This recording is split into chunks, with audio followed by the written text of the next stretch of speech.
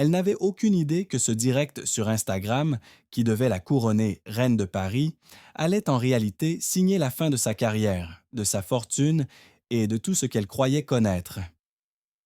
En quelques minutes, devant 50 000 spectateurs, son monde parfaitement construit allait commencer à se fissurer, puis à s'effondrer de la manière la plus spectaculaire et la plus publique qui soit. Mais avant de plonger dans cette histoire incroyable, faites-moi une faveur. Cliquez sur le bouton J'aime et si vous n'êtes pas nouveau ici, abonnez-vous à notre famille grandissante d'amateurs d'histoire. Dites-moi en commentaire de quelle ville vous regardez cette vidéo pour que je puisse vous envoyer un salut spécial dans ma prochaine histoire. Maintenant, retournons à Montmartre, où un drame familial est sur le point d'exploser sous les lumières crues d'un téléphone portable. L'air du petit bistrot, le cœur fidèle, sentait le pain chaud, le bœuf bourguignon qui mijotait doucement et des décennies de travail honnête. C'était un de ces endroits rares à Paris, un refuge authentique niché dans les ruelles pavées de Montmartre, loin des pièges à touristes.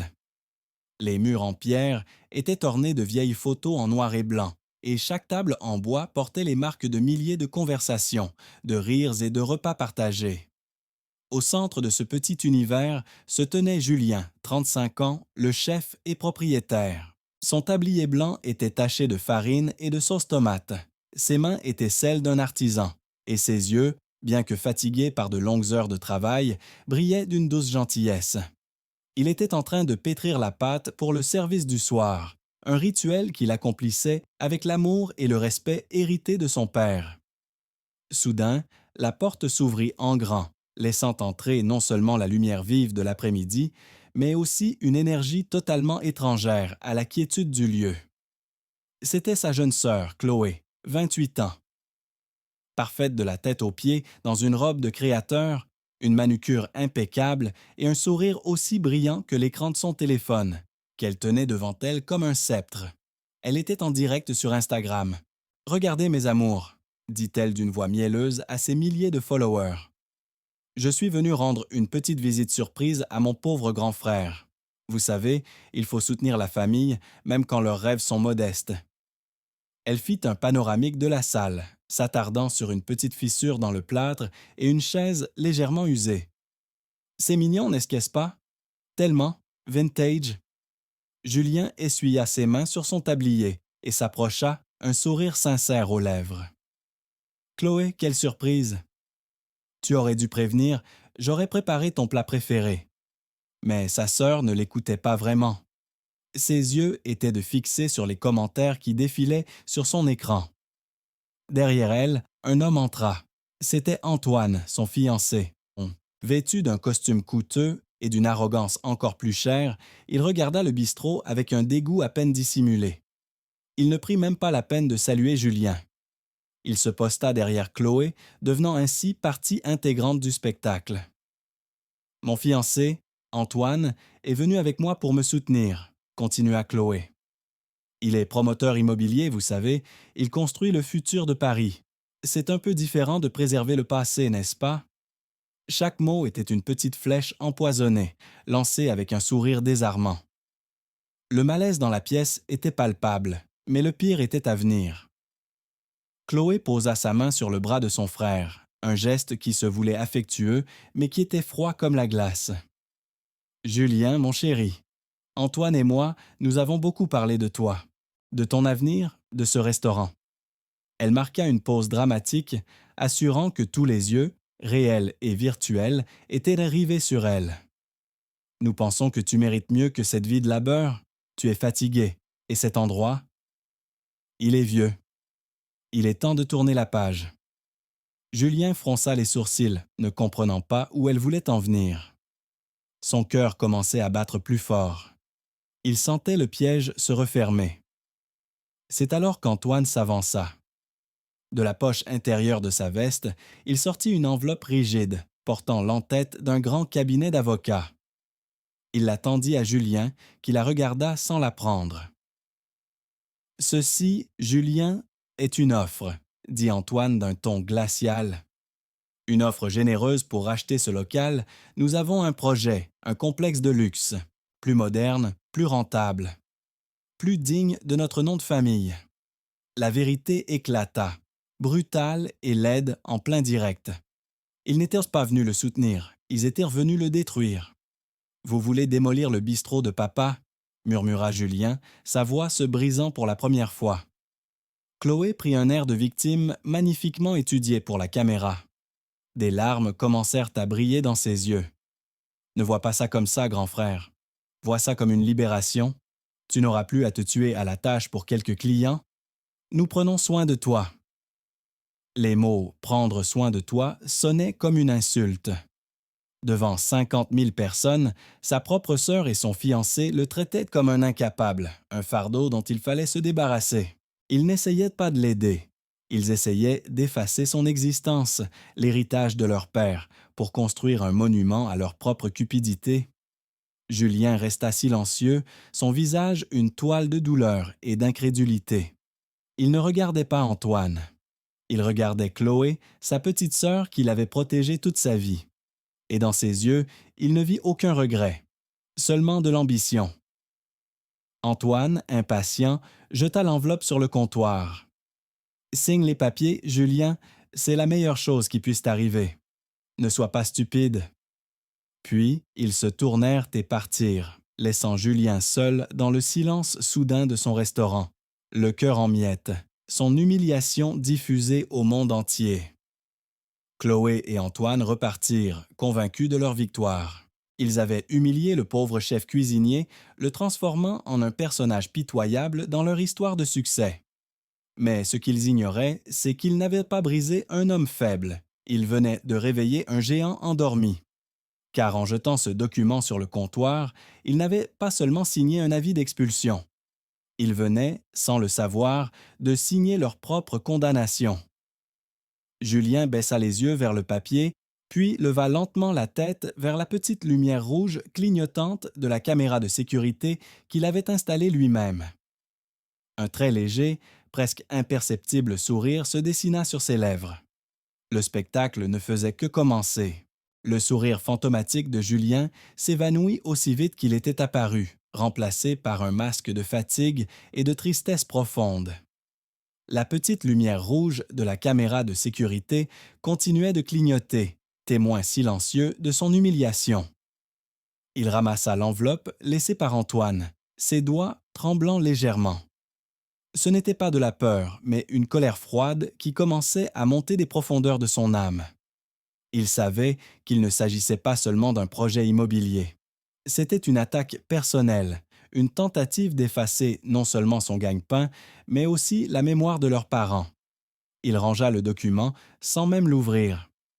Il n'avait pas besoin de lire les termes pour comprendre la nature de la guerre qui venait de lui être déclarée. La bataille pour le cœur fidèle avait commencé et il n'avait pas l'intention de se rendre. Pendant ce temps, à quelques kilomètres de là, dans un appartement luxueux avec vue sur la tour Eiffel, Chloé et Antoine célébraient leur victoire. Le champagne coulait à flots. Chloé publiait une story sur Instagram, une photo de sa coupe de cristal avec la légende « À nos nouveaux commencements ». Family First, Parisian Dream. Les commentaires affluaient, la félicitant pour son courage et sa générosité envers son frère. « Tu vois, mon amour, c'était facile », dit Antoine en passant un bras autour de ses épaules.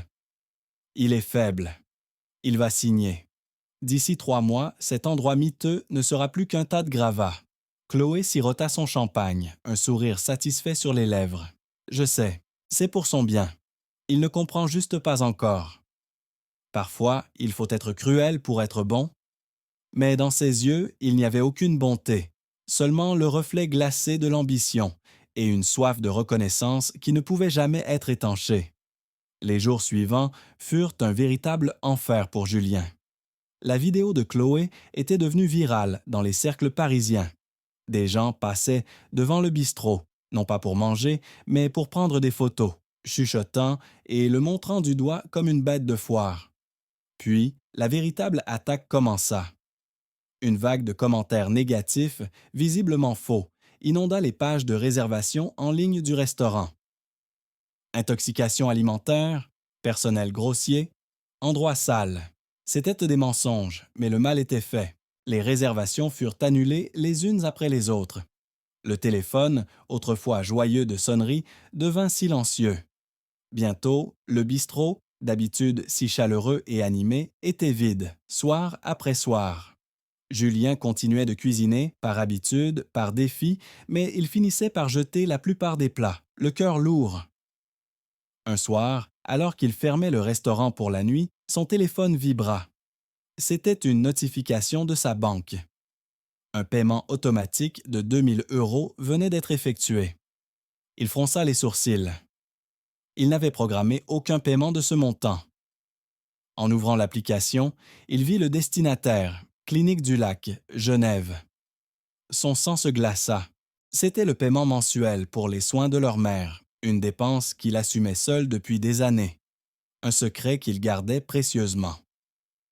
Chloé pensait que leur mère était morte dans un petit hôpital public peu après leur père. Julien lui avait menti pour la protéger de la dure réalité. Leur mère était dans un état végétatif après une erreur médicale, et les soins dans une clinique spécialisée en Suisse coûtaient une fortune. Une fortune qu'il gagnait centime par centime dans ce vieux bistrot miteux. Il comprit alors l'urgence de la situation. S'il perdait le restaurant, il perdait tout. Il perdait sa mère. La pression devint insupportable. Les factures s'accumulaient. Pour payer son unique employé, une vieille dame nommée Élise, qui travaillait pour son père avant lui, il dut vendre la montre que son père lui avait léguée. En rentrant de la boutique du prêteur sur gage, le cœur vide, il trouva une nouvelle surprise. Une lettre officielle de la mairie était collée sur sa porte.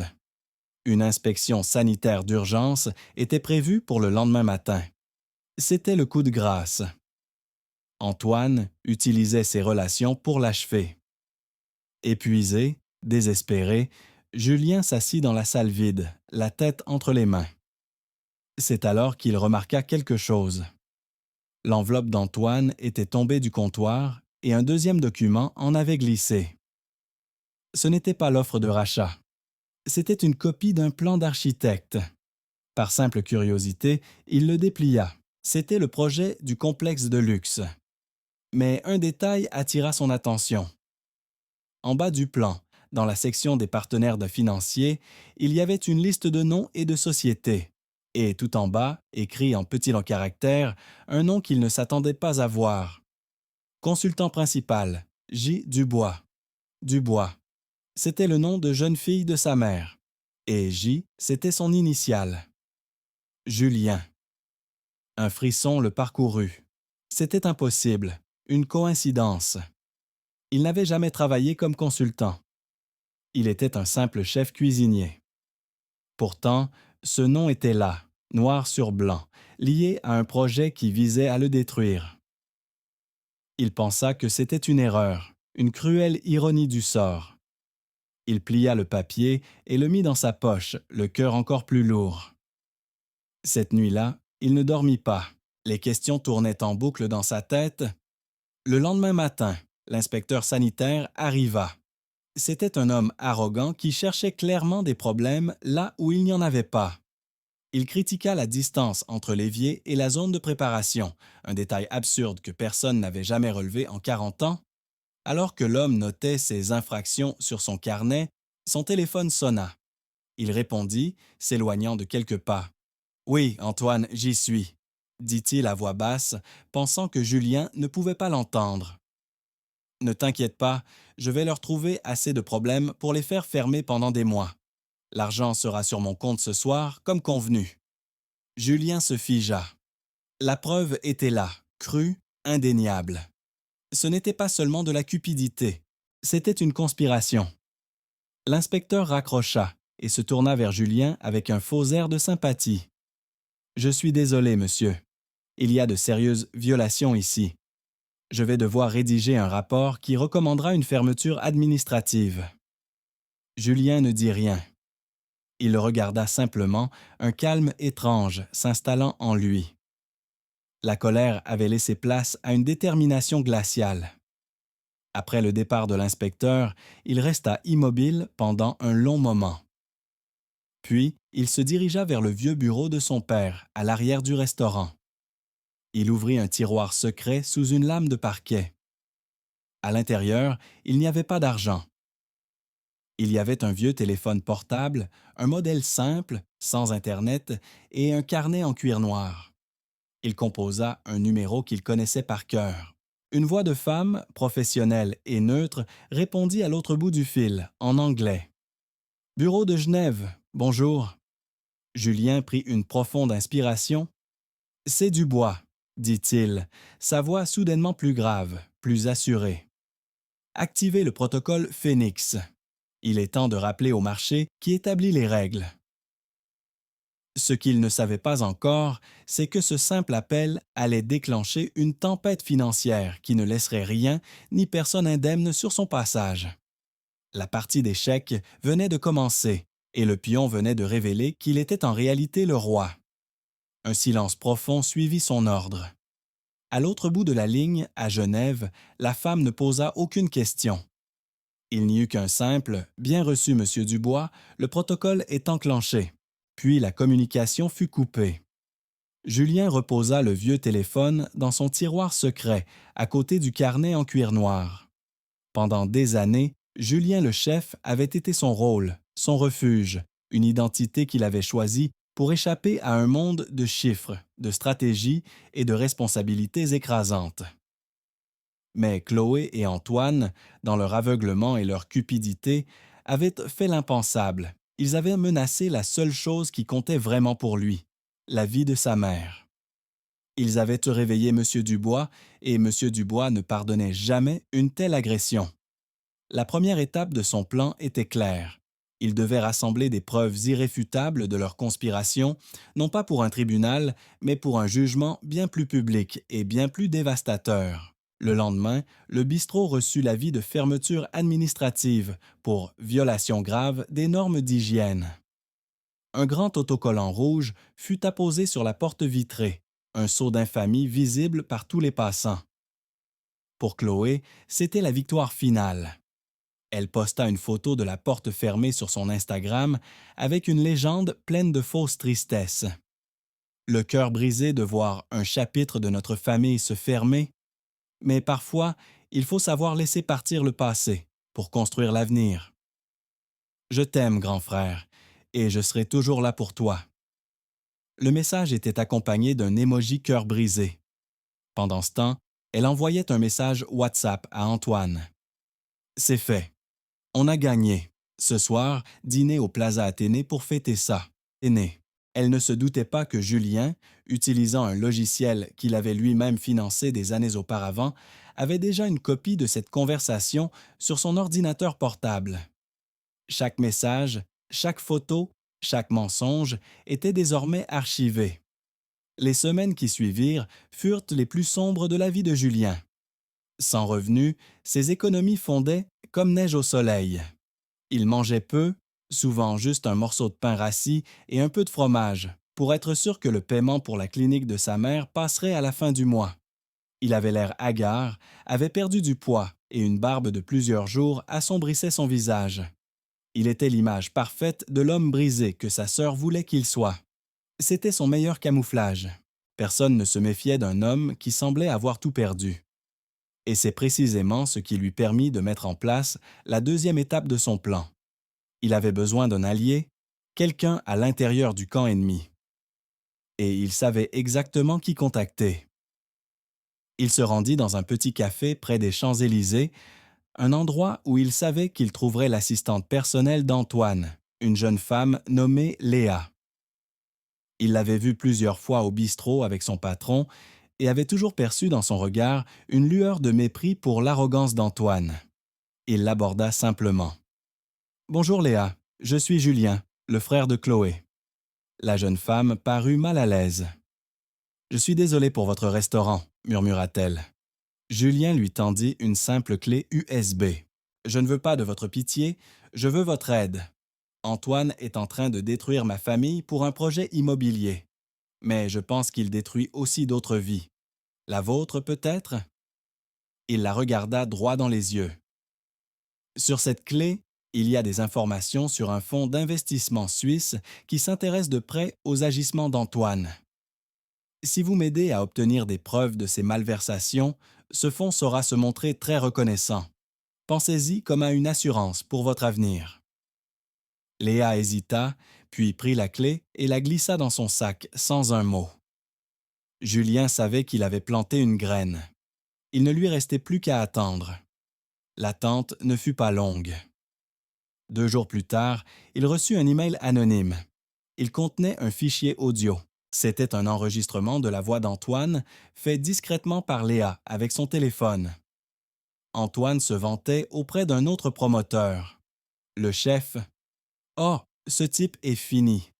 Un peu de pression, quelques faux avis, un petit pot de vin à l'inspecteur sanitaire. C'est comme ça qu'on fait des affaires à Paris, mon vieux. Les faibles se font écraser. Et ma fiancée, elle est parfaite. Elle a joué le rôle de la sœur aimante à la perfection devant les caméras. Les gens adorent ce genre de drame familial. Julien serra les poings en écoutant l'enregistrement.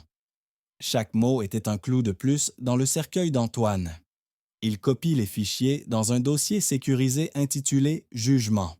Pendant ce temps, Chloé et Antoine vivaient leur meilleure vie, étalant leur bonheur et leur richesse sur les réseaux sociaux. Photos de week-end à Deauville, de shopping avenue Montaigne, de dîner dans des restaurants étoilés. Une story en particulier attira l'attention de Julien. C'était une vidéo de Chloé, essayant une bague de fiançailles spectaculaire chez un joaillier de la place Vendôme. Il a dit oui, disait la légende, bien que ce soit elle qui recevait la bague. Bientôt Madame Montenegro. Julien fit une capture d'écran. Puis il fit quelque chose d'autre. Il accéda au relevé de la carte de crédit d'Antoine, un accès que M. Dubois avait conservé sur tous les comptes des individus sous surveillance de son fonds. La bague avait coûté 80 000 €, une somme payée le jour même où Julien avait dû vendre la montre de son père pour 35 € afin de payer son employé. Le contraste était si violent qu'il lui donna la nausée. Il ajouta la facture de la bague au dossier « Jugement ». La dernière pièce du puzzle arriva une semaine plus tard. Léa lui envoya une copie scannée d'un document qu'elle avait photographié sur le bureau d'Antoine. C'était un contrat de partenariat entre la société d'Antoine et un groupe d'investisseurs étrangers. Mais ce qui choqua Julien, c'était une clause spécifique. Le projet sur le terrain du bistrot était conditionné par l'obtention d'un financement complémentaire de la part du fonds Phoenix Capital, basé à Genève. Antoine et Chloé ne se contentaient pas de vouloir détruire son bistrot. Ils essayaient, sans le savoir, d'utiliser son propre argent, l'argent de M. Dubois, pour le faire. L'ironie était si amère, si parfaite, qu'il éclata d'un rire silencieux. Ils étaient comme des souris, courant droit dans la gueule du lion en pensant que c'était un abri. Il avait maintenant tout ce qu'il lui fallait. Les conversations WhatsApp, les captures d'écran d'Instagram, l'enregistrement audio des aveux d'Antoine, les relevés bancaires montrant la corruption et les dépenses extravagantes, et enfin, le contrat qui prouvait leur intention de le manipuler jusqu'au bout. Il avait laissé sa barbe pousser, ses vêtements étaient usés, il avait l'air d'un homme vaincu. Mais à l'intérieur, un feu glacial brûlait. Il n'était plus Julien le chef, la victime. Il était M. Dubois, le juge, le jury et bientôt le bourreau. Le moment de la vérité approchait à grands pas et il allait orchestrer une chute si spectaculaire que tout Paris s'en souviendrait pendant des décennies. La table était mise pour le dernier repas et le plat principal serait une vengeance servie glacée. Le rire silencieux de Julien s'éteignit, laissant place à une quiétude presque surnaturelle. Il regardait la copie du contrat, la preuve ultime de l'arrogance de ses adversaires. Il ne voulait pas seulement son terrain, il voulait que sa propre fortune finance leur triomphe sur ses ruines. C'était une poésie cruelle, une symphonie de trahison si parfaite qu'elle en devenait presque belle. Il rangea le document avec les autres preuves dans le dossier numérique Jugement, qui était maintenant synchronisé sur un serveur crypté à Zurich. Tout était prêt. Il ne manquait plus qu'une chose, la scène. Ils devaient choisir le théâtre de leur chute, un endroit si public, si symbolique, que leur humiliation serait gravée dans la mémoire collective de Paris. Et ils savaient exactement où et quand cela se produirait. Le destin, ou peut-être la main invisible de M. Dubois, lui offrit l'occasion parfaite sur un plateau d'argent. Quelques jours plus tard, Chloé annonça en grande pompe sur Instagram la date de sa fête de fiançailles. Ce ne serait pas une simple soirée, mais un événement médiatique grandiose organisé dans le prestigieux Cercle de l'Étoile, un club privé ultra sélect où se pressait tout le gratin de la finance et de l'immobilier parisien. La liste des invités comprenait des journalistes, des influenceurs, des banquiers et, surtout, les investisseurs qu'Antoine courtisait. Dans sa publication, Chloé ajouta une note pleine de condescendance. Mon cher frère Julien est bien sûr invité. J'espère qu'il trouvera la force de venir célébrer notre bonheur, même dans ces moments difficiles. La famille, c'est le plus important. C'était une invitation empoisonnée, une provocation conçue pour l'humilier une dernière fois. Il devait venir en haillons, en vaincu, pour servir de faire-valoir à leur réussite éclatante. Julien sourit. Ils lui préparaient eux-mêmes son couronnement. Le jour de la fête arriva. Julien passa la journée dans le silence de son bistrot fermé. Il ne préparait pas de discours. Il ne ressentait ni haine ni nervosité. Il était simplement concentré, comme un chirurgien avant une opération complexe. Il regarda une vieille photo de lui et Chloé enfant, riant aux éclats dans le jardin de leurs parents. Une larme solitaire roula sur sa joue. Il ne pleurait pas sur ce qu'il avait perdu, mais sur ce que sa sœur n'avait jamais compris. Vers le soir, il enfila non pas un costume de luxe, mais ses vêtements de chef les plus usés. Un pantalon noir fatigué, des chaussures de cuisine éraflées et une simple chemise blanche, propre mais élimée. Il voulait qu'il le voient exactement comme il l'imaginait, le pauvre chef brisé. Le masque devait tenir jusqu'à la dernière seconde. Lorsqu'il arriva au Cercle de l'Étoile, le contraste fut brutal. Des voitures de luxe déposaient des invités vêtus de robes haute couture et de smokings impeccables. Les flashs des photographes crépitaient. Julien entra par une porte de service comme un employé. À l'intérieur, le luxe était écrasant. Des lustres en cristal pendaient des hauts plafonds, le champagne coulait à flots et un orchestre jouait doucement dans un coin. Il repéra immédiatement Chloé et Antoine au centre de la salle, rayonnants, recevant les félicitations de leurs invités. Quand Chloé l'aperçut, son sourire se figea une fraction de seconde avant de se transformer en un masque de pitié théâtrale. Elle s'approcha de lui, suivie par Antoine. « Julien. »« Tu es venu ?» s'exclama-t-elle assez fort pour que les gens autour entendent. « Je suis si heureuse. Je sais que c'est dur pour toi, mais ça me touche que tu sois là. » Elle lui fit un baiser sur la joue qui avait le froid du marbre. Antoine, lui, ne prit même pas la peine de jouer la comédie. Il le toisa de haut en bas avec un air de dégoût. « Tu aurais pu faire un effort vestimentaire, Julien.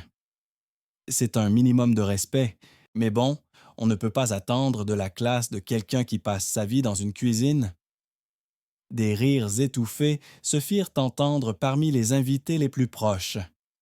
C'était le début du spectacle, le moment de l'humiliation publique.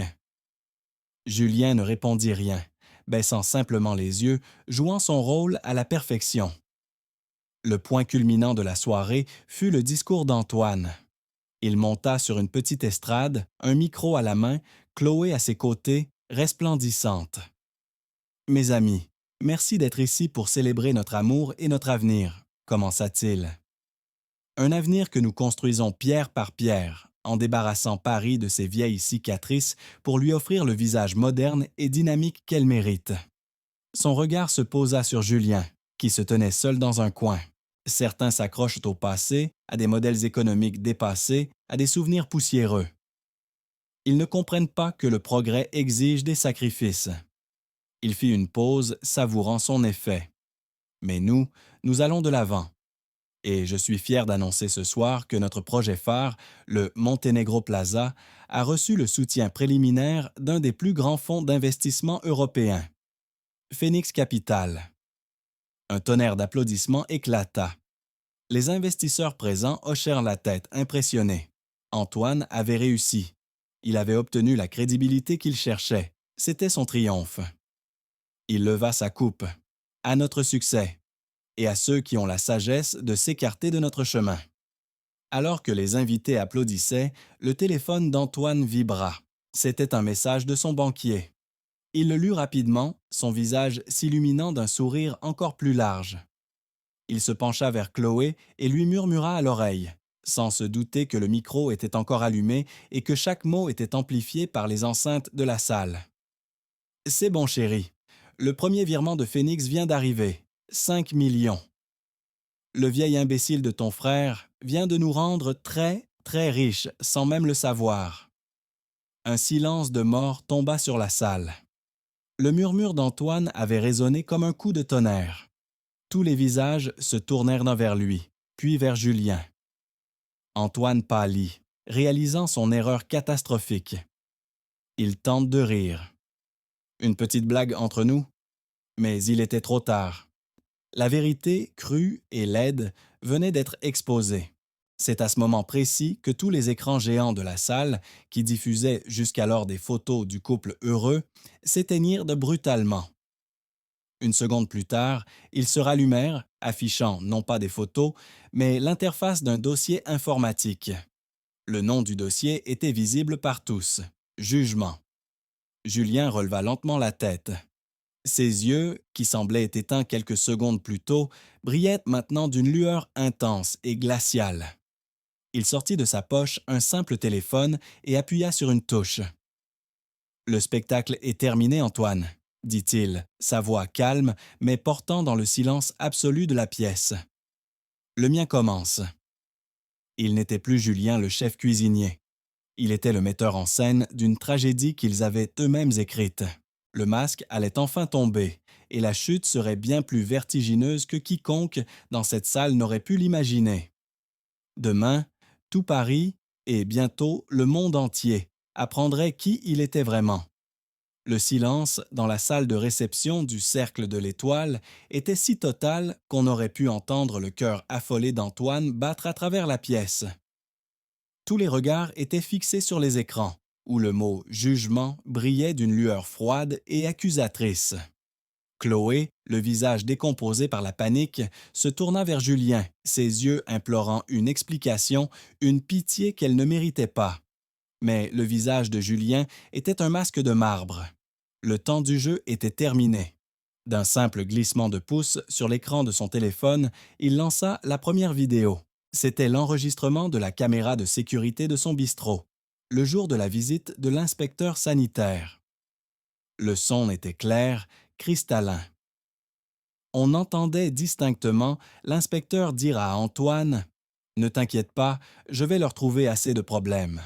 L'argent sera sur mon compte ce soir, comme convenu. » Un murmure d'horreur parcourut l'assemblée.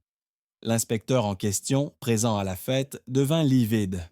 Antoine tenta de réagir. « C'est un montage, un faux, il est fou !» cria-t-il, sa voix tremblante de rage et de peur. Mais Julien ne lui prêta aucune attention. Il lança la deuxième preuve. C'était l'enregistrement audio que Léa lui avait fourni. La voix arrogante d'Antoine, se vantant d'avoir orchestré la campagne de diffamation et d'avoir manipulé sa propre fiancée, emplit la salle. Elle a joué le rôle de la sœur aimante à la perfection. Les gens adorent ce genre de drame familial. Chloé poussa un petit cri étranglé, comme si on venait de la frapper. Les invités la regardaient maintenant avec un mélange de pitié et de dégoût.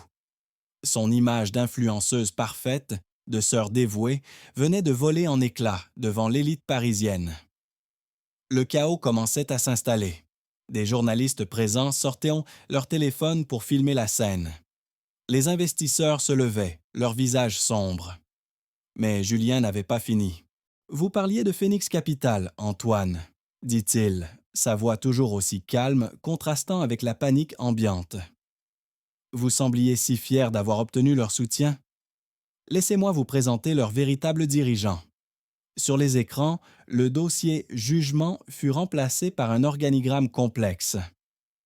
Tout en haut, au-dessus d'un réseau de sociétés écrans et de banques privées, un nom apparut en lettres capitales, Julien Dubois.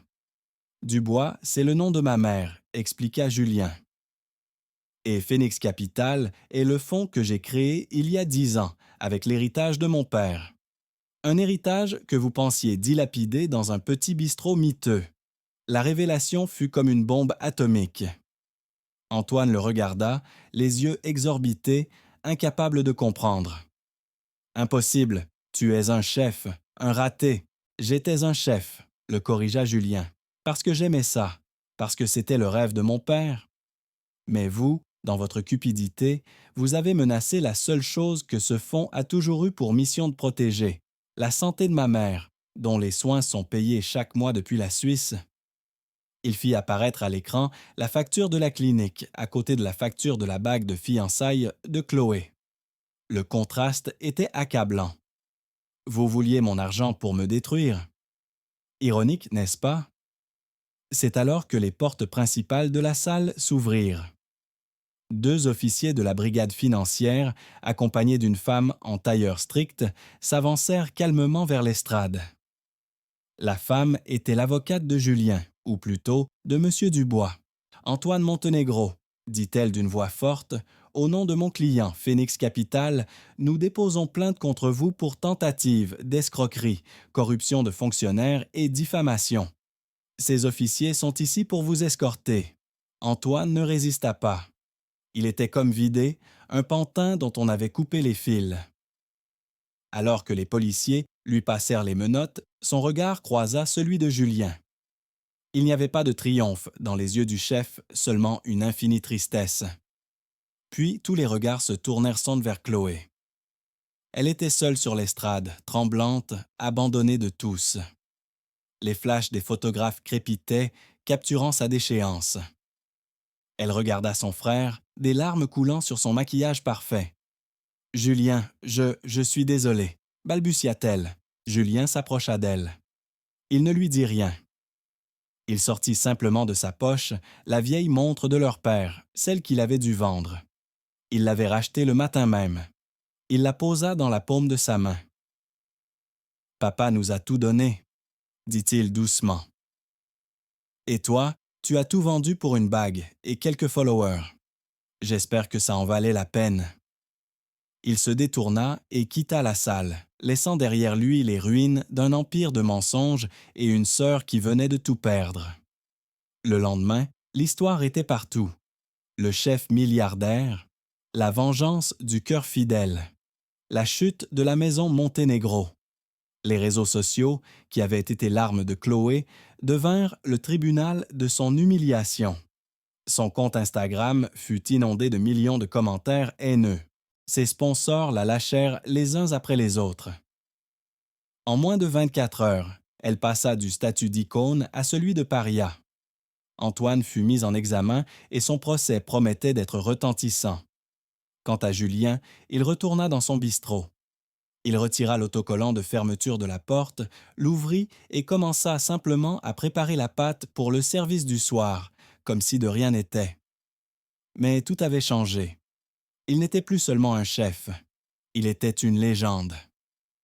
Et son histoire venait de prouver au monde entier que la véritable force ne réside pas dans l'argent ou le pouvoir, mais dans la fidélité à ses valeurs et à ceux qu'on aime.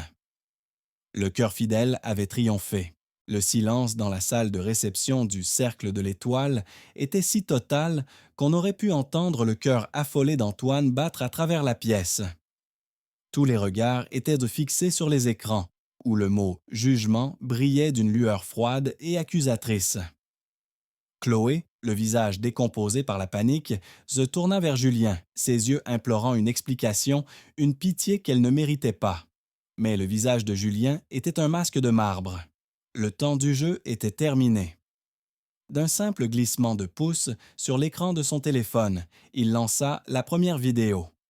C'était l'enregistrement de la caméra de sécurité de son bistrot, le jour de la visite de l'inspecteur sanitaire. Le son était clair, cristallin. On entendait distinctement l'inspecteur dire à Antoine « Ne t'inquiète pas, je vais leur trouver assez de problèmes.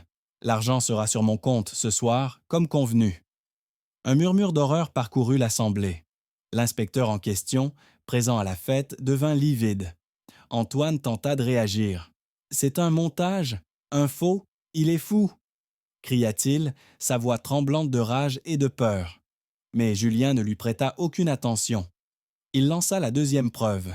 C'était l'enregistrement audio que Léa lui avait fourni. La voix arrogante d'Antoine, se vantant d'avoir orchestré la campagne de diffamation et d'avoir manipulé sa propre fiancée, emplit la salle. Elle a joué le rôle de la sœur aimante à la perfection. Les gens adorent ce genre de drame familial. Chloé poussa un petit cri étranglé, comme si on venait de la frapper.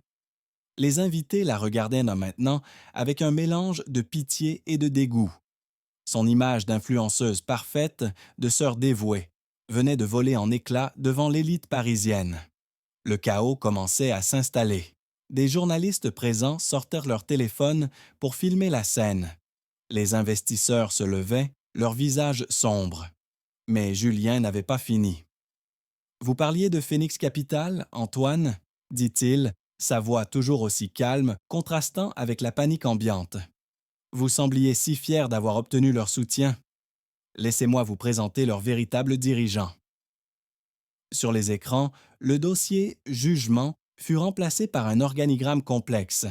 Tout en haut, au-dessus d'un réseau de sociétés écrans et de banques privées, un nom apparut en lettres capitales, Julien Dubois. « Dubois, c'est le nom de ma mère », expliqua Julien. « Et Phoenix Capital est le fonds que j'ai créé il y a 10 ans avec l'héritage de mon père. Un héritage que vous pensiez dilapider dans un petit bistrot miteux. » La révélation fut comme une bombe atomique. Antoine le regarda, les yeux exorbités, incapable de comprendre. « Impossible, tu es un chef, un raté. »« J'étais un chef », le corrigea Julien. « Parce que j'aimais ça, parce que c'était le rêve de mon père. Mais vous, dans votre cupidité, vous avez menacé la seule chose que ce fonds a toujours eu pour mission de protéger. La santé de ma mère, dont les soins sont payés chaque mois depuis la Suisse. » Il fit apparaître à l'écran la facture de la clinique, à côté de la facture de la bague de fiançailles de Chloé. Le contraste était accablant. Vous vouliez mon argent pour me détruire, ironique, n'est-ce pas? C'est alors que les portes principales de la salle s'ouvrirent. 2 officiers de la brigade financière, accompagnés d'une femme en tailleur strict, s'avancèrent calmement vers l'estrade. La femme était l'avocate de Julien, ou plutôt de M. Dubois. « Antoine Montenegro, » dit-elle d'une voix forte, « au nom de mon client, Phoenix Capital, nous déposons plainte contre vous pour tentative d'escroquerie, corruption de fonctionnaires et diffamation. Ces officiers sont ici pour vous escorter. » Antoine ne résista pas. Il était comme vidé, un pantin dont on avait coupé les fils. Alors que les policiers lui passèrent les menottes, son regard croisa celui de Julien. Il n'y avait pas de triomphe dans les yeux du chef, seulement une infinie tristesse. Puis, tous les regards se tournèrent vers Chloé. Elle était seule sur l'estrade, tremblante, abandonnée de tous. Les flashs des photographes crépitaient, capturant sa déchéance. Elle regarda son frère, des larmes coulant sur son maquillage parfait. « Julien, je suis désolée, » balbutia-t-elle. Julien s'approcha d'elle, il ne lui dit rien. Il sortit simplement de sa poche la vieille montre de leur père, celle qu'il avait dû vendre. Il l'avait rachetée le matin même. Il la posa dans la paume de sa main.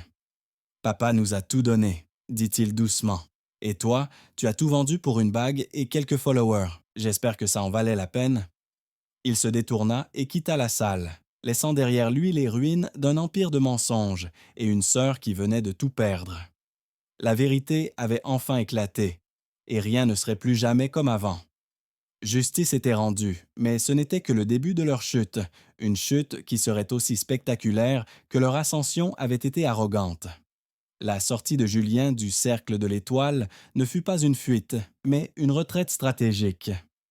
Il laissa derrière lui un champ de bataille sociale, où les réputations explosaient comme des mines. Avant même qu'il n'ait atteint son bistrot, la nouvelle avait déferlé sur Internet. Les vidéos filmées par les invités montrant la gaffe d'Antoine au micro et les preuves accablantes sur les écrans, devinrent virales en quelques minutes. Le hashtag Justice pour Julien se propagea à la vitesse de la lumière, suivi de près par le chef milliardaire et la chute Monténégro. L'histoire du modeste chef de Montmartre qui était en réalité un magnate de la finance anonyme et qui avait orchestré une vengeance magistrale contre sa propre famille cupide, captiva la France, puis le monde entier. Les conséquences furent rapides et brutales, un véritable tsunami qui balaya tout sur son passage. Pour Antoine Monténégro, la chute fut vertigineuse. Arrêté le soir même, il fut mis en examen pour escroquerie, corruption et fraude fiscale. Son procès fut l'un des plus médiatisés de la décennie. Accablé par les preuves irréfutables présentées par les avocats de Phoenix Capital, il fut condamné à 7 ans de prison ferme. Son empire immobilier, construit sur des mensonges et des intimidations, s'effondra en quelques semaines. Les banques rappelèrent leurs prêts, les investisseurs se retirèrent en masse, et la société Monténégro Immobilier fut déclarée en faillite. De son penthouse avec vue sur la tour Eiffel, il ne lui resta qu'une cellule de 9 mètres carrés. Pour Chloé, la punition ne fut pas judiciaire, mais sociale, ce qui, pour elle, était bien pire. Du jour au lendemain, elle devint la femme la plus détestée de France. Son million de seguidors se transforma en 1 million de juges. Chaque publication, passée ou présente, était inondée de commentaires de haine et de mépris. Ses sponsors rompirent leurs contrats les uns après les autres, invoquant des clauses de moralité. Les marques de luxe qui l'habillaient hier la renièrent publiquement. Bannie de tous les événements, ignorée par ses anciens amis, elle devint un paria numérique. Elle qui avait bâti sa vie sur l'image et l'approbation des autres se retrouva face à un miroir qui ne reflétait plus que le vide de son existence et le poids écrasant de sa trahison. Elle disparut des réseaux sociaux, effaçant son compte, et sombra dans un anonymat plus douloureux pour elle que n'importe quelle prison. Pendant ce temps, le cœur fidèle devint un symbole. Des centaines de personnes affluaient chaque jour, non seulement pour goûter la cuisine de Julien, mais pour lui témoigner leur soutien. Le petit bistrot de Montmartre se transforma en un lieu de pèlerinage, ses murs couverts de messages, de remerciements et d'admiration. Julien, cependant, resta le même. Il accueillait tout le monde avec son sourire doux et fatigué, refusant les interviews et les offres mirobolantes des chaînes de télévision. Il ne voulait pas de la gloire. Il voulait simplement retrouver sa vie. Mais il comprit vite que sa nouvelle position lui donnait une responsabilité. Il ne pouvait plus être seulement Julien le chef. Monsieur Dubois avait un rôle à jouer. Aujourd'hui, 3 ans plus tard, le paysage a radicalement changé. Julien a utilisé la puissance de Phoenix Capital pour créer la Fondation Cœur Fidèle. Sa mission, offrir une aide juridique et financière aux petits artisans, aux restaurateurs et aux commerçants indépendants menacés par les grands groupes prédateurs. La Fondation est devenue l'un des organismes philanthropiques les plus respectés d'Europe. L'histoire de Julien a fait l'objet d'un documentaire primé sur Netflix et d'un livre, Le goût de la justice, qui est resté en tête des ventes pendant plus d'1 an. Il donne parfois des conférences dans des universités comme la Sorbonne, non pas sur la finance, mais sur l'éthique des affaires et l'importance de ne jamais oublier d'où l'on vient. Le bistrot, lui, est toujours ouvert. C'est devenu une école de formation pour des jeunes issus de milieux défavorisés, qui apprennent le métier de cuisinier sous l'aile de Julien. C'est son véritable héritage. Et Chloé. Après 2 ans de silence, Julien a fini par la retrouver. Elle travaillait comme aide-soignante anonyme dans une petite maison de retraite en province, loin des lumières de Paris. Elle avait vendu tout ce qu'elle possédait, y compris la fameuse bague, pour payer ses dettes et vivre modestement. Quand il est entré dans la pièce, elle n'a pas pleuré. Elle l'a simplement regardé avec des yeux qui avaient enfin appris l'humilité. « Je m'occupe de personnes qui ne peuvent plus le faire elles-mêmes », lui a-t-elle dit doucement. « J'apprends enfin ce que signifie prendre soin de quelqu'un. » Julien a simplement hoché la tête. Le chemin de la rédemption était long, mais elle l'avait commencé. Il lui a alors révélé que leur mère, grâce à un nouveau traitement expérimental financé par la Fondation, avait montré de légers signes de conscience. Pour la première fois depuis des années, un pont fragile se reconstruisait au-dessus de l'abîme de leur passé. L'histoire de Julien est devenue un symbole d'espoir. Elle nous rappelle que la vérité finit toujours par triompher, même si elle prend du temps. Elle nous enseigne qu'il ne faut jamais mépriser quelqu'un à cause de son apparence ou de sa situation, car on ne sait jamais quel géant sommeille sous des vêtements modestes. Et surtout, elle prouve que la plus belle des vengeances n'est pas de détruire ceux qui nous ont fait du mal, mais de construire quelque chose de si grand, de si positif, que leur haine se perd dans l'ombre de notre lumière. Cette histoire nous rappelle que la justice existe encore dans ce monde. Quelle leçon avez-vous tiré de ce récit? Partagez vos réflexions dans les commentaires ci-dessous. Nous adorons lire vos pensées et vos propres expériences. Et devinez quoi? Une autre histoire bouleversante arrive dans quelques jours, encore plus dramatique et inspirante que celle-ci. Alors, si ce n'est pas déjà fait, assurez-vous de vous abonner à cette chaîne et d'activer la cloche de notification pour être le premier à la découvrir dès sa mise en ligne. Si cette histoire vous a ému, n'oubliez pas de cliquer sur le bouton « J'aime ». Cela nous aide énormément à faire découvrir ces récits de justice à d'autres personnes qui en ont besoin.